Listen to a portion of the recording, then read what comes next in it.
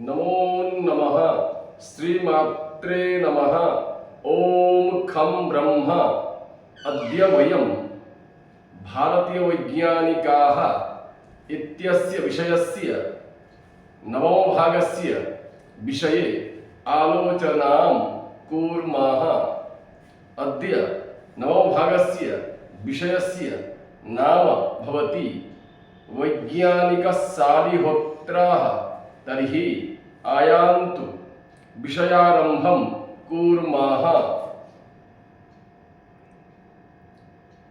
पशुचिकित्सायाः आचार्यः शालिहोत्रः हयघोष ऋषेः पुत्रः आसीत्। तज्जन्म उत्तरप्रदेशस्य बहराइच जिल्ला निकटस्थे श्रावस्त्या ग्रामे अभवत्।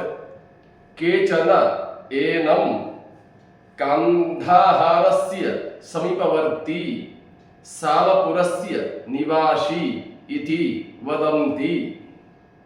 सालिहोत्रः अग्निवेशस्य भ्राता आसीत् इति केचित् कथयन्ति। सुश्रुताः अस्य शिष्याः इति केचिद् ब्रुवन्ति। अनेन प्रमाणीयते यत् शालिहोत्रस्य कालः प्रायशः अष्टमशताब्द्याः समीपवर्ती इति भवेत्।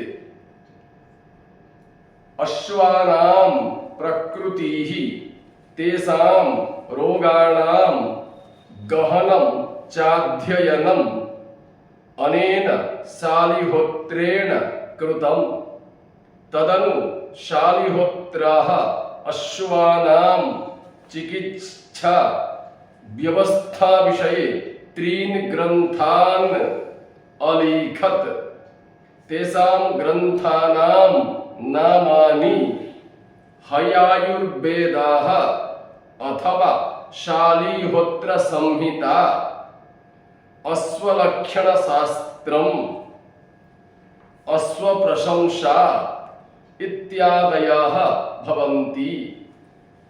हयायुर्वेदग्रन्थोऽयं शालिहोत्रस्य आदिमग्रन्थः भवति। ग्रन्थेऽस्मिन् 1000 श्लोकाः वर्तन्ते। ग्रन्थोऽयम् 8 भागेन विभक्तः वर्तते। अस्य ग्रन्थारम्भे प्रथमाध्याये विभिन्नजातीनां गुणलक्षणवर्णानां विषये विचाराः कृताः अस्ति। द्वितीयोऽध्याये अश्वानां विभिन्नरोगाणां नाम तेषां ज्ञानम्, सर्पदंशन विषयुक्तसरपातेन अश्वानां दशा उपचारादीन् च स्पष्टयामास शालिहोत्रः। अन्याध्यायेषु अश्वानां कृते प्रयुक्तौषधीनां विषये चर्चितवान्।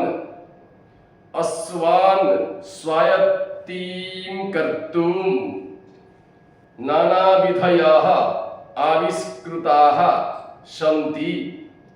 विभिन्नेषु कर्मसु अश्वान् अभ्यसितुं नानाविधयः तेन उक्ताः। अश्वोपरि नियमानस्य भारस्य मात्रा, रथे अश्वान् विजेतुं विधिः, सर्वसाधारण विजयस्वपि स्वाभिमतं प्राकाशयत्। शालिहोत्रस्य ग्रन्थे उपलब्धाश्वप्रक्रिया अत्यन्ता प्रामाणिका शोधकार्याय उपयुक्ताश्च भवन्ति। तस्य ग्रन्थस्य नाम हयायुर्वेदः। ग्रन्थोऽयं प्राचीनकालात् आरभ्य अद्यापि पशुचिकित्सकाः प्रामाणिकग्रन्थत्वेन अङ्गीकुर्वन्ति। अस्य ग्रन्थस्याधारेणैव चिकित्सादीन् च कुर्वन्ति। सालिहोत्रस्य ग्रन्थस्यानुवादः फारसी, अरबी, तिब्बती, आङ्ग्लभाषास्वपि अभवत्। तस्य पशुचिकित्साज्ञानस्य विषये या अवधारणा आसीत् तामेव अवधारणां वैदेशिकाः अपि श्रुत्वा आश्चर्यभूताः अभूवन्। सालिहोत्रस्य प्रसिद्धलोकप्रिययोः कारणादेव अद्य अश्वचिकित्सकान् सालिहोत्रः इत्युपाधिं प्रयच्छन्ति। तेषां नाम्नि च सालिहोत्रः पुरस्कारः अपि प्रदीयते इति। अद्य एतावत्पर्यन्तं नवमभागस्य विषये वयम् आलोचनां कृतवन्तः। श्वः दशमभागस्य विषये आलोचनां करिष्यामः। अतः सर्वेभ्यः धन्यवादाः। नमो नमः।